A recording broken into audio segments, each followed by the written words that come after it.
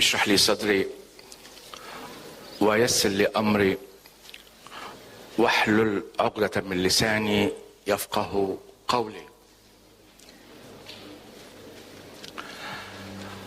Inshallah, today we will continue on one of the most important topics which we can talk about. And as you know, the topic is the importance of prayer, or how can we understand prayer much better. And last week we agreed that we have to be convinced of the existence of our Creator. We have to use our mind and reflect in everything around us to recognize the greatness of our Creator. After that, we said we have to establish the authenticity of the instruction book, and we have to make sure that that instruction book will pass the test, that no mistakes in it, no contradiction in it, suitable for all times, compatible with science and technology, and has the answer of all my problems.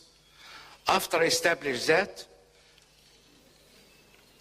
we said we are going to understand the role of the teachers or of the prophets, which act like a teacher to us, to explain this instruction book and to be a role model for us.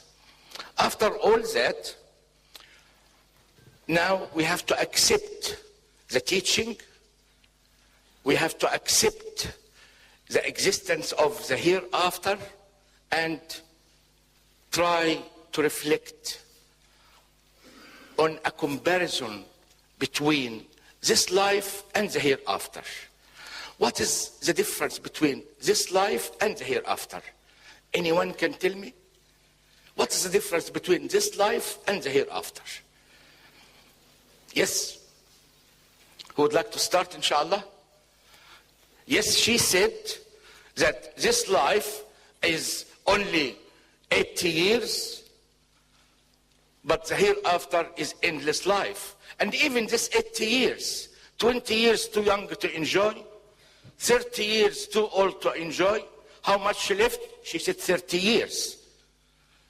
Half of it sleep, then we are talking about 15 years. Compared to endless life in the hereafter. Number two, this life is just a journey. You are going to Sydney, traveling in the way. It's a hardship. You have to stop a little bit for rest, to have coffee or tea, and then drive again. But the hereafter is just the destination. I reach my destination. Just the end result. That is the outcome. Another thing, anyone want to add something? Yes, she said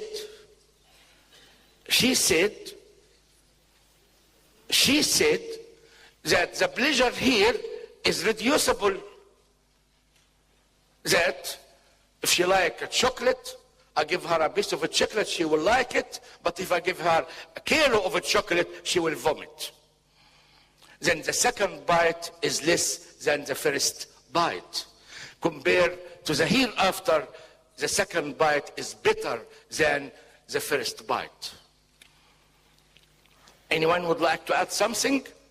Anyone? Yes, he said the pleasure here is according to our imagination.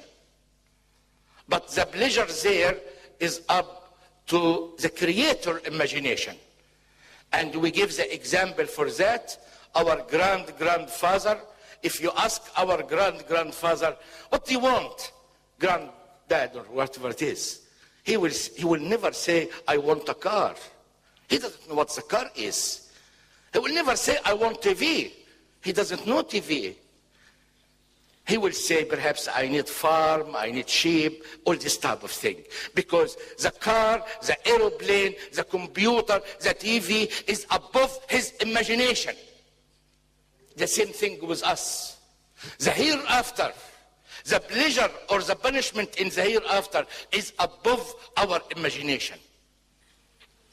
Then the pleasure in the hereafter is according to the Creator imagination, but the pleasure here is according to a human being imagination. What else? What did we forget now?